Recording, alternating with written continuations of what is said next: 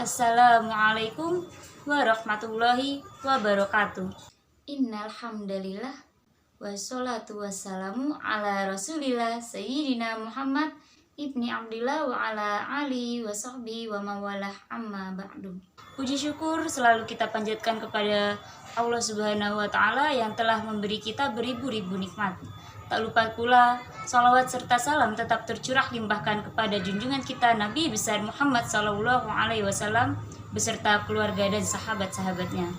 Semoga kita semua mendapatkan syafaat serta petunjuknya hingga hari kiamat nanti. Yang saya hormati Bapak Profesor Dr. Babun Soeharto SEMM selaku Rektor UIN Kiai Haji Ahmad Siddiq Jember, dan yang saya hormati Dekan Fakultas Dakwah Bapak Ahidul Asror MAG, dan yang saya hormati Bapak Sofiatul Imam SOSI selaku dosen pengampu mata kuliah retorika dan teknik khotbah. Indonesia merupakan salah satu negara yang sebagian besar penduduknya memeluk agama Islam. Akan tetapi, hal ini tidak pernah menjadikan Indonesia sebagai negara agama. Karena konsep yang terbangun adalah republik. Namun, di era saat ini, umat muslim memiliki banyak sekali tantangan. Salah satunya yakni menguatnya paham ekstremisme, radikalisme, dan terorisme. Jika kita telaah lebih jauh lagi, maka kita akan melihat ekstremisme dan radikalisme berpotensi mengular ke seluruh pemeluk agama lainnya. Meski pada dasarnya agama manapun tidak pernah mengajarkan tentang kebengisan dan keberingasan, akan tetapi harus diakui bahwasannya sebagian oknum umat beragama yang menjadi pelaku tindak kekerasan dan teror sering menjandarkan tindakannya pada ajaran-ajaran suci agama mereka. Dengan demikian, negara dan seluruh masyarakat harus mengayomi dan melindungi keberagaman agama yang ada di Indonesia saat ini. Perbedaan yang ada harus disikapi dan diterima sebagai anugerah dari Allah. Dan keragaman harus dijadikan sebagai ladang dalam beribadah dan berlomba-lomba dalam berbuat kebaikan atau fastabiqul khairat. Kita sebagai umat mayoritas haruslah paham bahwa Indonesia bukanlah negara agama, melainkan Indonesia merupakan negara yang memiliki beragam suku bangsa serta budaya. Dan Pancasila sebagai dasar hidup berbangsa dan bernegara juga mengambil intisari dari agama Islam. Begitupun dengan tokoh para pendiri bangsa yang memiliki latar belakang dan agama-agama yang berbeda-beda, mereka telah bahu-membahu untuk mendirikan bangsa Indonesia ini. Dan kita sebagai umat Islam haruslah berusaha mewujudkan ajarannya yang mulia, guna berlomba-lomba dan berbuat kebaikan, menciptakan kesejahteraan bersama, serta menciptakan kemaslahatan umat bersama tanpa membeda-bedakan agama.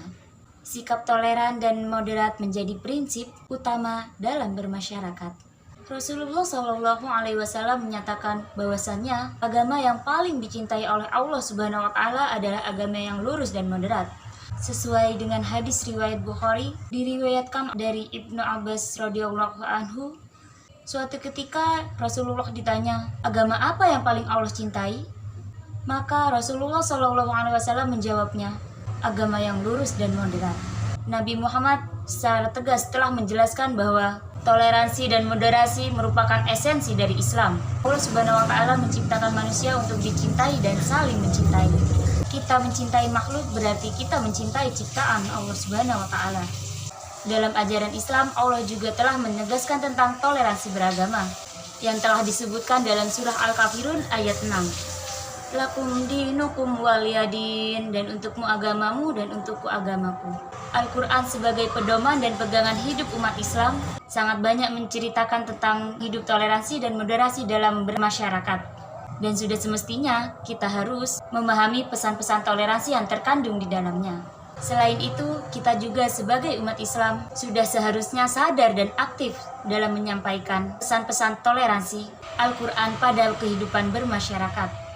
Dengan menguatnya pemahaman toleransi dan moderasi, diharapkan maka masyarakat dan generasi muda tidak akan dengan mudah dipengaruhi oleh doktrinasi, gerakan radikalisme, ekstremisme, dan terorisme. Islam adalah agama yang rahmatan lil alamin, yang artinya pembawa rahmat bagi seluruh alam. Dan sudah pasti pula Islam akan menjaga dan melestarikan perdamaian dimanapun ia berada. Maka dari itu, konsep toleransi dan moderasi sudah pasti merupakan salah satu ajaran beragama ajaran agama yang telah Allah turunkan kepada Rasulnya. Himbauan kepada seluruh masyarakat Indonesia untuk tetap hidup rukun dan damai dalam perbedaan demi utuhnya NKRI. Demikian dari saya. Apabila ada salah dalam pengucapan kata atau kalimat, saya mohon maaf. Wabillahi taufik wal hidayah. Wassalamualaikum warahmatullahi wabarakatuh.